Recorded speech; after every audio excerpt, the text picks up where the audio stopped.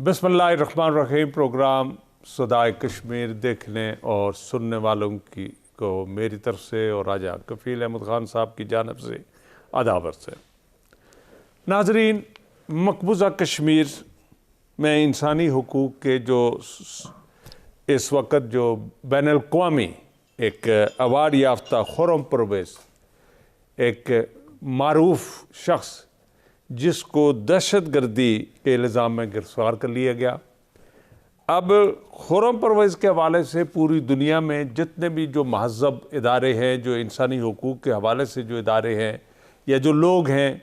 वो उनकी रहाई के लिए जदोजहद कर रहे हैं। लेकिन मोदी हुक्मरान या उसकी जो नॉमिनेटेड इंतज़ामिया मकबूजा कश्मीर में जुल्म व तशद्दुद कर रही है, उसका जो गवर्नर जुल्म व तशद्दुद कर रहा है, या उसकी जो फ़ौज वहाँ जुल्म व तशद्दुद कर रही है, या जिस तरह से जवान बच्चों का खून सड़कों पर बहाया जा रहा है, उनके कान और बाल से कुछ नहीं गुज़रता। हम ये चाहेंगे कि आज उस पर एक तफसीलन तबसरा भी करें, और मैं राजा साहब से चाहूँगा कि ये खुर्रम परवेज़ के हवाले से अपने नाज़रीन को आगाह करें कि इस शख्स की जितनी कंट्रीब्यूशन है मकबूजा कश्मीर के हवाले से, आज़ादी के हवाले से और मोदी के जो जुल्म सितम है उस हवाले से दुनिया को जो अवेयरनेस फैला रहा था, उस शख्स को उठाकर इन्हें पाबंद सलासल यानी कैद में डाला हुआ है। और इसी के साथ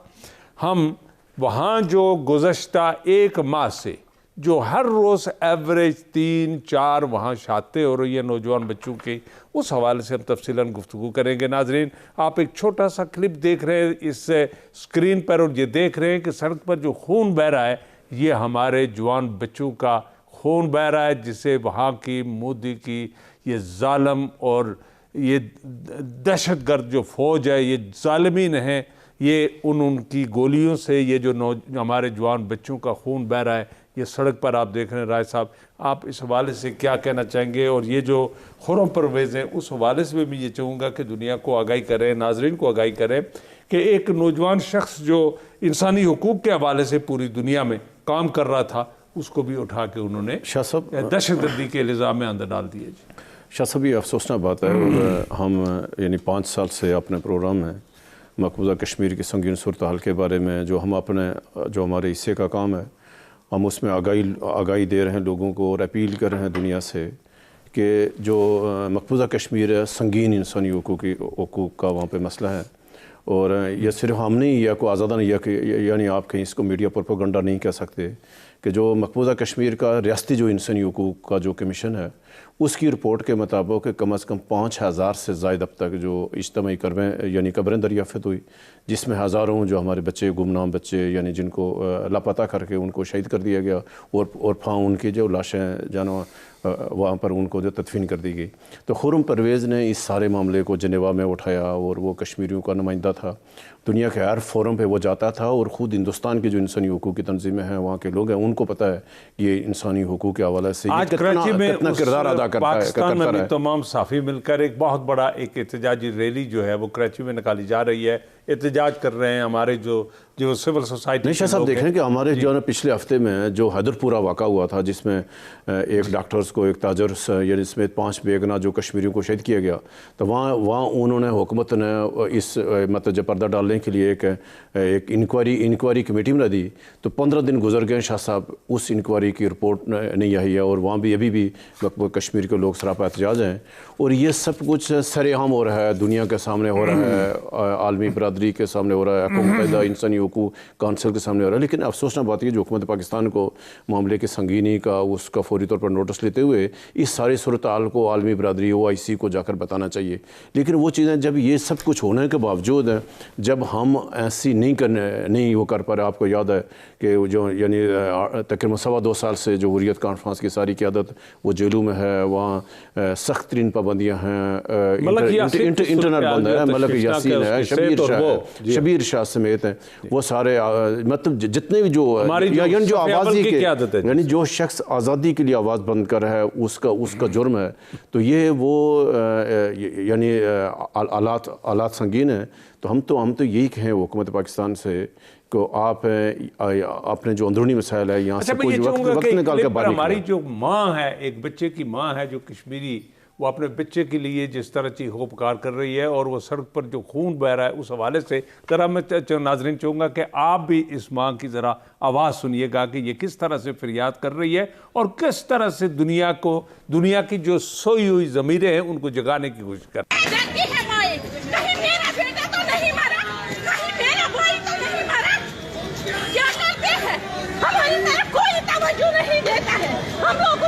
है। क्या सुना होगा इनकी माओ ने, क्या कहेगी वो सोच रही होगी हमारे बच्चे पता नहीं कहाँ है, लेकिन वो तो मर गए, वो तो खत्म हो गए। किसकी माँ को ये देखना पड़ेगा मेरा बच्चा। नाज़रीन, इसी के साथ मैं ये चाहूँगा कि आप ब्रसल्स में सैयद अली रज़ा सैयद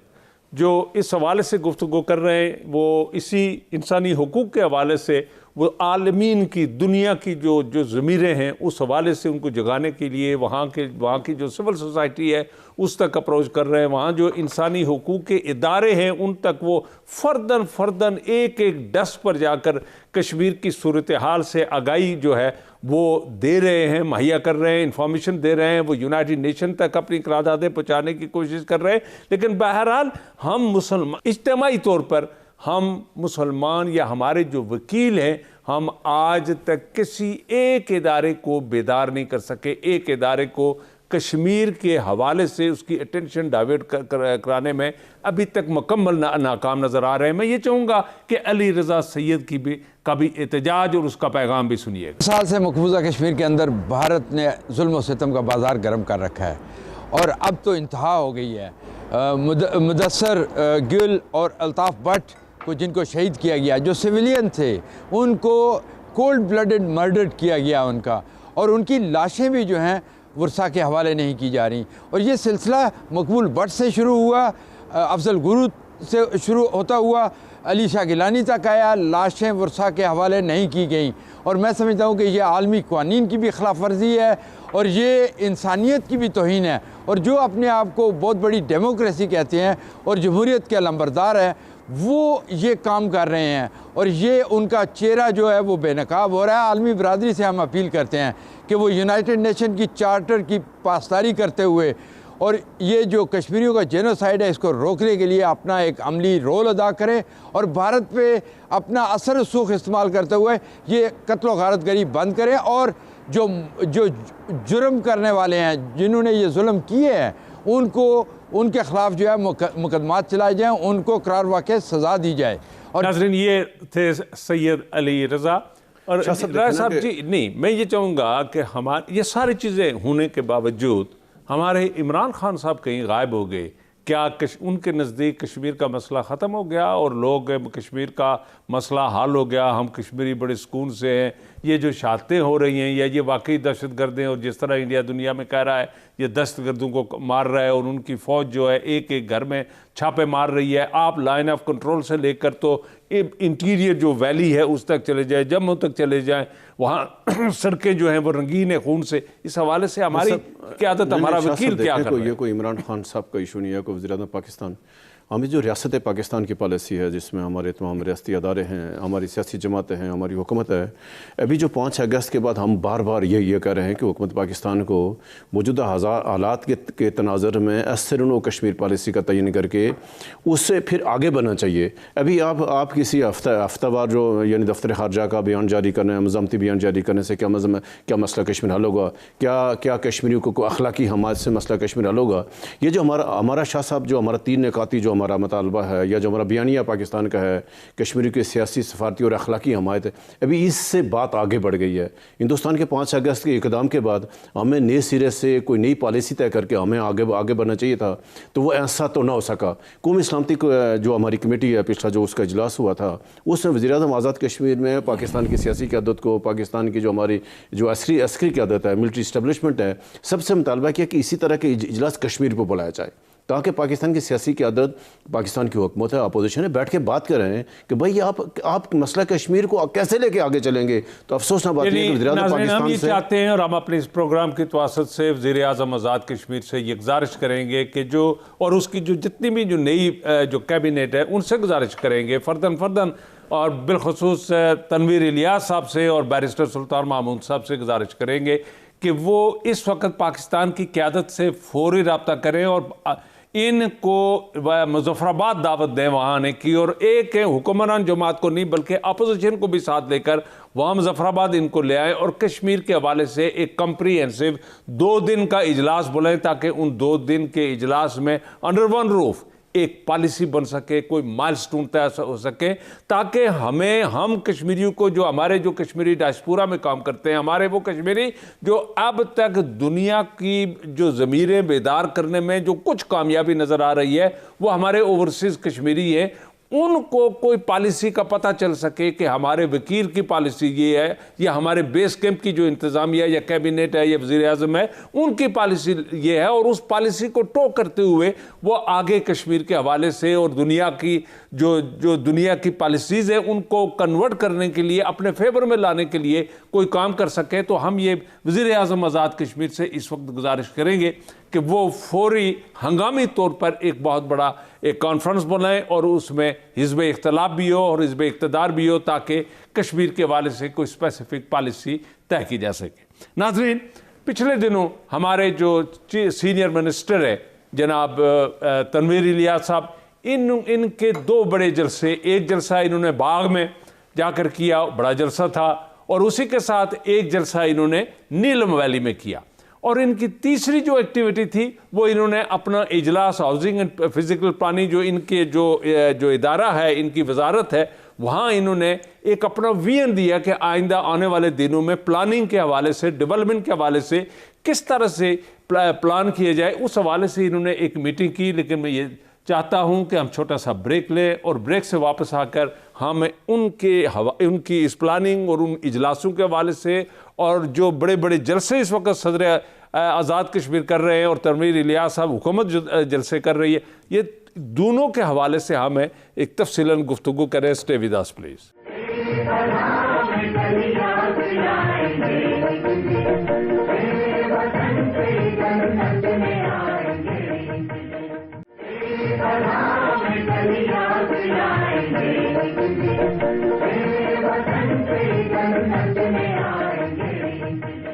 वेलकम बैक नाजरीन। तो हमारे जो सरदार तनवीर इलियास खान साहब है, उन्होंने जो हाउसिंग और फिज़िकल प्लानिंग के इजलास में जो गुफ्तगू फरमाई, मैं ये चाहूँगा कि सबसे पहले उसको लेते हुए हम आगे बढ़े। उन्होंने फरमाया कि फ़िज़िकल एंड हाउसिंग प्लानिंग सयाद सरदार तनवीर इलियास खान साहब ने कहा कि आइंदा 100 साल और 200 साल चैलेंजेस को मद्देनज़र रखकर प्लानिंग की ज़रूरत है। हमें सोचना होगा कि आज हमारी ज़रूरत क्या है और आइंदा 100 सालों या 200 सालों में हमारी ट्रैफिक और अर्बनाइजेशन की क्या सूरत हाल होगी। अंग्रेज़ दौर में जो सड़कें बनाई गई वो आज भी ज़ेर इस्तेमाल है। उस वक्त की प्लानिंग बहुत उम्दा थी। हमारे काम से हमारे ज़मीर मुतमईन होगा तो तारीख़ भी हमें याद रखेगी। देही इलाकों में बेहंगम तामीरात और सीवरेज ना होने की वजह से नेचुरल लैंडस्केपिंग तबाह हो रहा है। अगर ऐसी सूरत हाल रही तो आइंदा चंद दहियों में देही इलाकों में भी कंक्रीट के पहाड़ बन जाएंगे और फिर लाहौर और आज़ाद कश्मीर के माहौल में कोई फ़र्क नहीं रहेगा। कुदरती माहौल को बचाने के लिए हंगामी बुनियादों पर इक़दाम करने होंगे। देही इलाकों में बिल्डिंग ज़ाब्ते के तहत बननी चाहिए। यानी उनका एक प्रेस रिलीज़ थी, बड़ा विजनरी बयान था। मैं ये समझता हूँ कि पहली मरतबा किसी वज़ीर ने, हमारे किसी लीडर ने ये विजन के हवाले से, ये प्लानिंग के हवाले से और आइंदा 100 साल को सामने रखते हुए बात की कि हमारी सीवरेज किन बुनियादों पर डिज़ाइन होनी चाहिए, हमारी ड्रेनेज किन बुनियादों पर डिज़ाइन होनी चाहिए, हमारी सड़कें किन बुनियादों पर डिज़ाइन होनी चाहिए, हमारी पानी की ज़रूरियात क्या हैं, उनको किस बुनियाद पर और किन उसूलों के तहत उनको डिज़ाइन करना चाहिए और लोगों को साफ़ पानी सप्लाई करना चाहिए। और बड़े शहर जो एक्सपेंड हो रहे हैं उनके हवाले से उनकी सीवरेज और ड्रेनेज किस तरह होनी चाहिए। मैं समझता हूँ कि इस वक्त तनवीर इलियास साहब की टीम में जो उनके जो सेक्रेटरी जनाब है फ़याज़ बासित साहब है, इस वक्त आज़ाद कश्मीर की ब्यूरोक्रेसी में एक आलम फाजल पढ़ा लिखा एक इंसान जो है और वो मौजूद है और वो प्लानिंग के हवाले से the most appropriate right man for the right job कि जो तारीफ में जो बंदा फिट हो सकता है वो ये अब्बासी साहब हैं। और मैं ये समझता हूँ कि ये पाकिस्तान की ब्यूरोक्रेसी में बैठकर जो अपना मसवदा लाएंगे वो उनसे बिलियन ऑफ रुपीस की अप्रूवल लेने का जो हिम्मत होती है, जो विजन होता है और जो आर्गुमेंट्स और जो दलील से ये किसी को कन्विंस कर सकते हैं, वो आज़ाद कश्मीर की ब्यूरोक्रेसी में मैं समझता हूँ कि इनका कोई सानी नहीं है। और ये एक बेहतरीन टीम लेकर अगर तनवीर इलियास साहब अपने इस प्लान में कामयाब हो गए तो एक बड़ी बात होगी। लेकिन मैं ये चाहूँगा नाज़रीन कि बाद में उन्होंने जो जलसा फरमाया, क्या वो जलसा उनकी उम्मीदों के ऐन मुताबिक था? उनकी वो टीम वो पूरे रिजल्ट्स वहाँ अचीव कर सकी? और जो लोग एक्सपेक्ट कर रहे थे वहाँ के जो ऐलानात के हवाले से, वहाँ के जो इश्यूज़ हैं उन हवाले से, जो टूरिज़म के हवाले से, जो सड़कों के हवाले से, तो क्या और साफ पानी जो सप्लाई के हवाले से, लेकिन कोई एक ऐलान भी उन्होंने नहीं किया। तो मैं समझता हूँ कि ये एक अच्छी बात है कि अभी फिक्टिशियस जो ऐलान है, जो एक रवायत बन चुकी है, माजी में होते रहे, उनका मकसद तो कुछ नहीं होता, बेमकसद ऐलानात होते हैं, उन ऐलानों को अवॉइड करते हुए इन्होंने वहाँ सिर्फ अपनी प्रेजेंस दिखाई और लोगों को जाकर अपनी हाजिरी लगवा कर कहा कि मैं आपके काम करूँगा। ये एक अच्छी बात है। इसी के साथ वो नीलम वैली चले गए, वहाँ नो डाउट उनका बहुत बड़ा जलसा हुआ, बहुत बड़ा वेलकम हुआ। वहाँ भी जाकर उन्होंने एक कामयाब पॉलिसी बयान दिया। लेकिन उसी के साथ मैं राजा साहब आपसे पूछूंगा कि बैरिस्टर साहब ने पहले नीलम का दौरा किया, वहाँ जाके जलसा किया, फिर बाग वो गए, वहाँ जलसा किया, अब वो रावलाकोट के पूरे हल्का 5 और दीगर हल्कों में जाकर जलसे कर रहे हैं। ये जलसे तो हिज़्ब इख्तलाफ का काम था, ये फारूक हैदर ने कर रहे थे। लेकिन ये इस वक्त ये हुक्मरान जमात के जो लोग हैं, ये इस जलसों के पीछे पड़े हुए हैं। क्या ये कोई दो ग्रुप एंड कैंप जो है वो एक दूसरे की शिकस्त और जीत के हवाले से कोई प्लानिंग नहीं कर रहे? शाह साहब, पहली बात तो जो तनवीर इलियास साहब ने बाग में जलसा किया नीलम में, और जिस तरह के साथ उन्होंने अपनी वजारत के हवाले से, तो ये एक अच्छी एक नेगिशकुन यानी इकदाम है कि 4 माह आपस में इख्तलाफ के बाद जो हुक्मरान पार्टी है इस वक्त, सदर हैं, वज़ीर आज़म हैं, वज़ीर हाउसिंग हैं, ये एक टीम वर्क की शक्ल में सामने आ रहे हैं। और ये यानी हम बार बार अपने प्रोग्राम में यही कहते थे कि अवाम ने 25 जुलाई को जो PTI को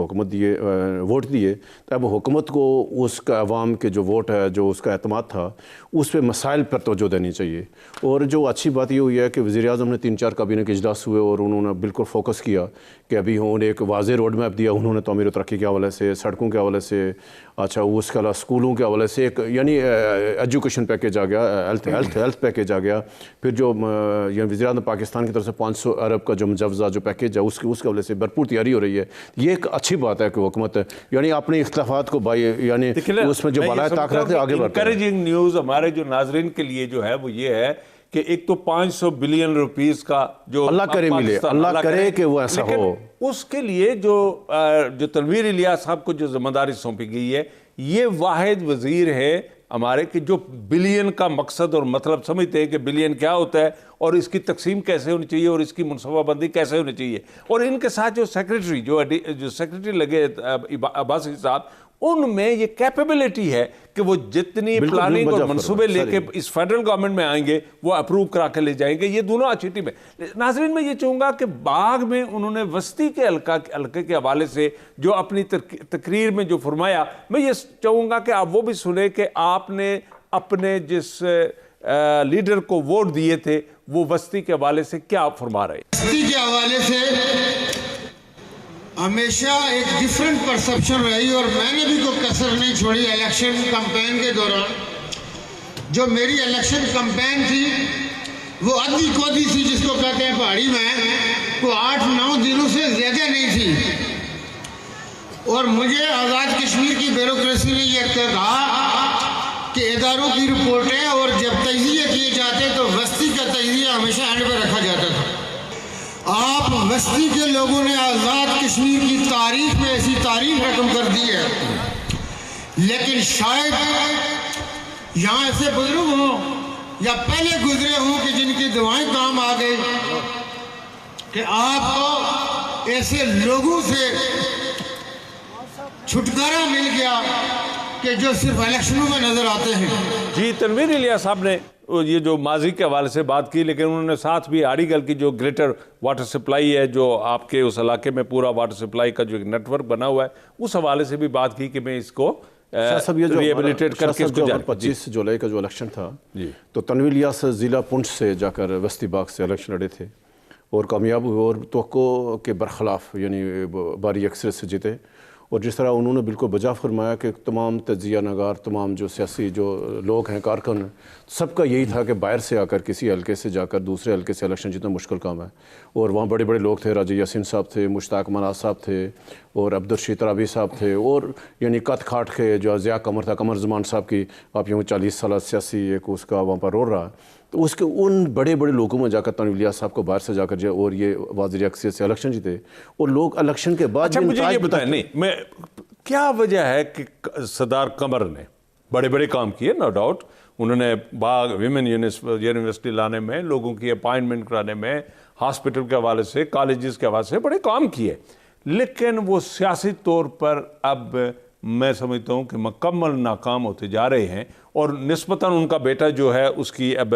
लोग बड़ी इज्जत भी करते हैं, एहतराम भी करते हैं और वो बड़ा एक्टिवली लोगों के काम कर रहा है। तो कमर साहब क्यों नाकाम हो गए? वजह मैं कह रहा था कि तनवीर इलियास साहब का जीतना एक खुद यानी वो जो बरादरियों की सियासत के खिलाफ हजार एक यानी ऐलान यानी कोई इससे बड़ा कोई वाक़ा नहीं हो सकता कि एक आदमी यानी ये दूसरे आदमी थे सिकंदर साहब के अलावा के यानी अपने हल्के से जाकर बाहर से जाकर जीते हैं। तो लोगों ने जिस यानी जो उन्होंने अपने ख़िताब में कहा, लोग जो तवक्को लगाए बैठे हैं कि इनसे पहले जो यानी 2016 में जो शख्स मुश्ताक मनाज साहब इलेक्शन जीते थे वो भी एकदम गए थे, सियासत में गए थे और जाकर इलेक्शन जीत के आ गए। वो पूरे 5 साल हल्के से गायब रहे और जाकर वहाँ काम काज नहीं हो सका। उनका भी नवाज शरीफ साहब के साथ ज़ाती तल्लुक़ था, मरियम नवाज से था। तो उम्मीद ये थी कि वस्ती बाग में इन 5 सालों के बाद कोई इशू नहीं रहना चाहिए। तो आप अगर उन पिछले 5 साल 2016 से 2021 में देखें तो क्या कोई तब्दीली हुई है? तो आप खुद हल्के से तल्लुक़ है। अभी लोग ये कह रहे हैं कि अगर तनवीर इलियास साहब भी जो उन्होंने बड़ी बरादरियों को शिकस्त दी है वो कामयाब है, अगर वो भी 5 सालों में ना कर सके, अगर वो जैसे 5 साल रहा तो फिर बदकिस्मती होगी लोगों के लिए। यानी वक्त की तेज रफ्तारी की वजह से हम वो सारे अहाते तो नहीं कर सकते कि हमारे पॉइंट को डिस्कस करें, लेकिन मैं ये चाहूँगा कि हुकूमत आज़ाद कश्मीर से और बिलखुसूस तनवीर इलियास साहब से ये प्रायोरिटी नंबर 1 के तौर पर गुजारिश करूं कि आज़ाद कश्मीर का जो बल्दियाती ये जो ऑफिसेज हैं, जो निज़ाम है, जो बल्दियात के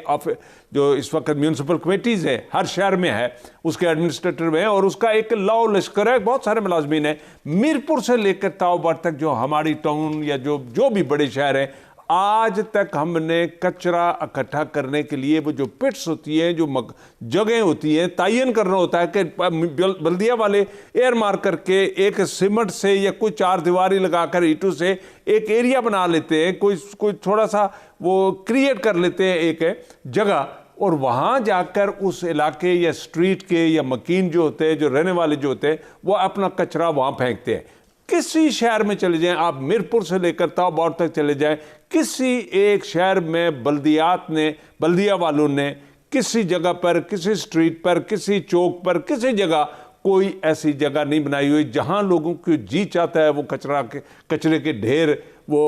वहाँ लगा लेते हैं और बिलखुसूस वो एक बहते हुए पानी में वो कचरा फेंकते हैं। और हर जगह, हर दुकान के पास, हर गली में, हर मोहल्ले में, हर मकान के पास, हर दुकानदार के पास, हर जो बहुत अच्छा ड्रेनेज सिस्टम बना था उसमें कचरे के डंप लगे हुए हैं और उसकी ना सफाई का इंतज़ाम है, ना उस कचरे को इकट्ठा करने का इंतज़ाम है। अब अगर वो किसी को कोई जुर्माना करना चाहें तो किस बुनियाद पर कोई जुर्माना करेंगे, यहाँ कचरा क्यों फेंका? मैं आज़ाद कश्मीर के जो इस वक्त जो बल्दियाती सिस्टम है उसके जो वज़ीर हैं हमारे ख्वाजा फारूक साहब, उनसे गुजारिश करूँगा कि हंगामी तौर पर तमाम एडमिनिस्ट्रेटर को या जो भी सरकारी अफसरान हैं उनको अपने दफ्तर में बुलाकर तो ये पिट्स बनवाएं ताकि लोग सुबह उठकर अपने घर का कचरा उठाकर उन पिट्स में फेंक दें और वहाँ से बल्दिया की जो गाड़ी आए वहाँ से उठाकर आगे उसको डिस्पोजल की तरफ ले जाए। नाजरीन, पिछले दिनों बाग में विमेन कन्वेंशन जो हुआ और वहाँ हमारे बैरिस्टर सुल्तान महमूद साहब तशरीफ ले गए और 900 बच्चियों को राय साहब मेरा ख्याल है कि जो डिग्रियाँ दी गई एमफिल की और एमए की, बहुत एक अच्छी, मैं समझता हूँ कि हैट्स ऑफ, एक बहुत बड़ी अचीवमेंट है। और वहाँ की जो पढ़ाई का या वहाँ का जो डिसिप्लिन है छोटे मोटे तो इरिटेंट्स लगे रहते हैं, लेकिन बहरहाल ओवरऑल वो उस यूनिवर्सिटी ने एक अच्छा नाम कमाने में कोशिश की है। और वहाँ के जो वाइस चांसलर हैं वो या उनका जो स्टाफ है उनको भी हम सलाम पेश करते हैं। लेकिन साथ अब ये हुकूमत आज़ाद कश्मीर और वज़ीर आज़म और जो चांसलर साहब वो तशरीफ़ ले गए थे, उन तक हमारा सवाल है कि तकरीरों की हद तक, इस लिबास की हद तक, डिग्री देने की हद तक तो हम सारे आपको सलाम पेश करते हैं, सलूट पेश करते हैं, लेकिन क्या इन बच्चियों की MPhil बच्ची, MA बच्ची या इसके बाद वो बच्ची PhD करेगी, इनकी एडजस्टमेंट के हवाले से, इनकी नौकरियों के हवाले से क्या ये अब MPhil PhD करके शादियां करके बच्चों को पालनी शुरू हो जाएंगी और वही 2 बच्चे, 6 बच्चे, 5 बच्चे और अल्लाह अल्लाह खैर सलाह उसकी ज़िंदगी चली जाएगी, या इन बच्चियों से ये जो इतनी आला तालीम हासिल करके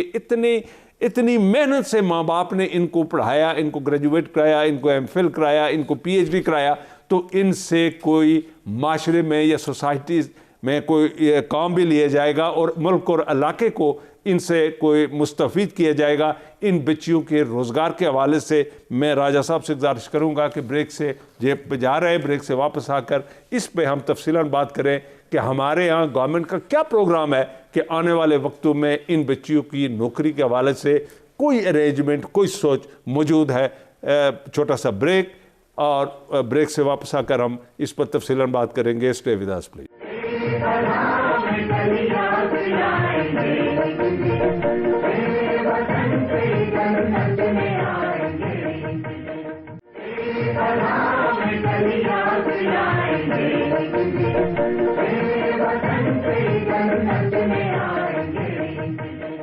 वेलकम बैक नाजरीन। राज साहब, विमेन ये जो कन्वेंशन हुआ और बच्चियों ने डिग्री यानी गुज़श्ता रोज़ वुमेन यूनिवर्सिटी बाग का तीसरा कन्वोकेशन था जिसमें सुल्तान महमूद साहब मेहमान खुसूसी थे। तो उसमें 900 के करीब जो बच्चियों को जो डिग्रियाँ दी गई, जिसमें ये PhD की, MPhil की और जो मतलब जो BS की। तो बिल्कुल आपने बजा फरमाया कि गुज़श्ता ये हमें यानी आज जो वुमेन यूनिवर्सिटी है, तो हम सबक वज़ीर आज़ाद कश्मीर सरदार कमर ज़मान साहब का सारा यानी उन इस वुमेन यूनिवर्सिटी बाग को ले जाने में सरदार कमर ज़मान को क्रेडिट है। तो हम सरदार कमर ज़मान साहब को आज का अपना प्रोग्राम खराज तहसीन पेश करते हैं कि उनकी इक़दाम से आज जो बच्चियाँ, जब तक बच्चियाँ पढ़ेंगी ना, उसका उनको स्वाब मिलता रहेगा और लोग उनको याद रखेंगे। अभी शाह साहब ये 2014 में जब इसका फंक्शनल हुई यूनिवर्सिटी, तो आज इसको 6-7 साल हो गए। इस 8 सालों में शाह साहब यूनिवर्सिटी की इमारत न होने की वजह से सबसे बड़ा मसला वहाँ इमारत का है कि वहाँ भी किराए की बिल्डिंगों में यूनिवर्सिटी चल रही है। तो छोटे छोटे कमरे हैं और जाकर हमने यानी इस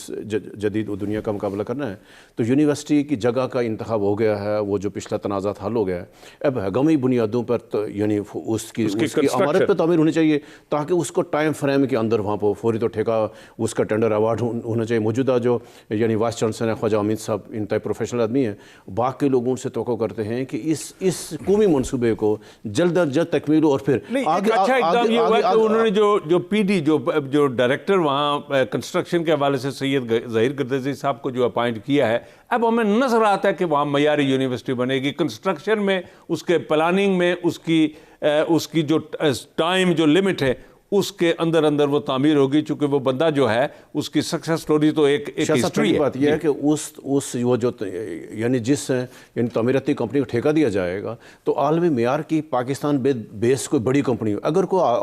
हमारा कोई ठेकेदार आ गया जिसके पास ना कोई इंस्ट्रूमेंट होंगे ना होता, अगर वो लेगा यानी उसमें जो लोबिड करके तो वो सब वहाँ उसको 10-12 साल लगाएगा। तो उसका ठेके देते वक्त है इस बात का खास ख्याल रखा जाए कि वो आलमी मेयार की तामीराती कंपनी हो और जो उस मनसूबे को जल्द अज जल्द मुकम्मल करने की अहलियत भी रखती हो। तो बिल्कुल अभी सवाल ये है कि हुकूमत आज़ाद कश्मीर की जिम्मेदारी है कि जिस बड़ी तादाद में सालाना ये जो हमारी यानी सैकड़ों बच्चियाँ जो MPhil PhD करके फारिग होंगी, ये कहाँ जाएंगी, इनके जॉब का क्या इंतज़ाम है। फिर हम यूनिवर्सिटी इंतज़ामिया को भी कहते हैं वो ऐसे प्रोग्राम शुरू करें जो प्राइवेट सेक्टर में जिनकी अफादियत हो, जहाँ वहाँ पर उनके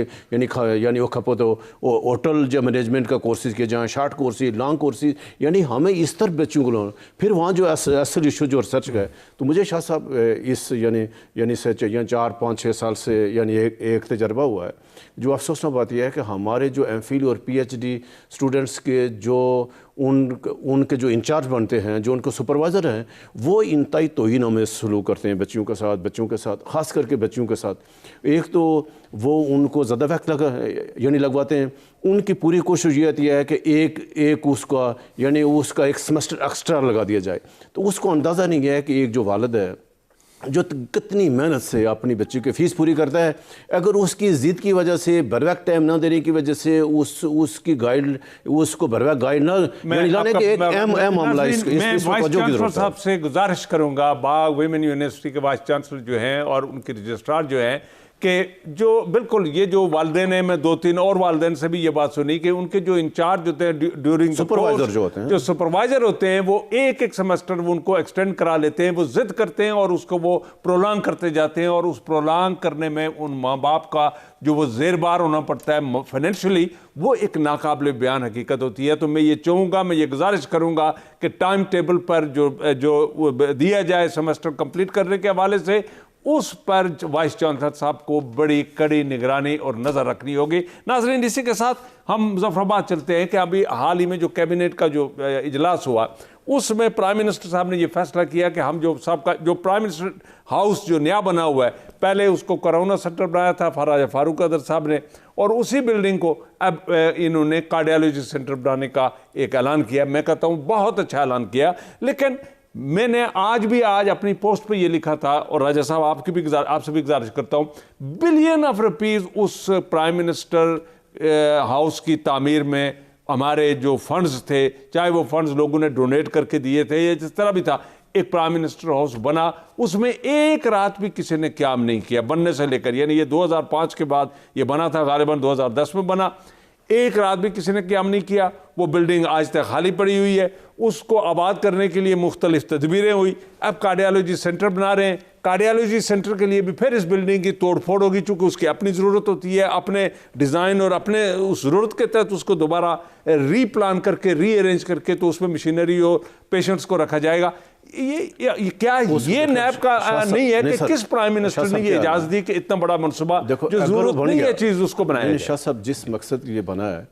उसको उसी मकसद में इस्तेमाल होना चाहिए, और सबसे बेहतर यह है कि वज़ीर-ए-आज़म सेक्रेटेरिएट जो 76 में है, तो प्राइम मिनिस्टर अपना ऑफिस वहाँ रख ले, कि अगर वहाँ की उसके साथ ही जुड़ा हुआ वज़ीर-ए-आज़म की राशगाह है, तो अगर कितना ही अच्छा हो कि उसको और अच्छा करके मुजफ्फराबाद में ऑफिस की सख्त जो ना मतलब जो कमी भी अभी भी यानी सरकारी दफातर को जगह का जो कमी का सामना है, तो बजाय इसको कि कभी एक वज़ीर-ए-आज़म ऐलान करता अमल दरमंदी दूसरा करता है, ये इतने अरबों रुपये की हिसाब से ये जो हमारी इमारत बनी हुई है, इसका उसी मकसद में इस्तेमाल करें। वज़ीर-ए-आज़म सेक्रेटरी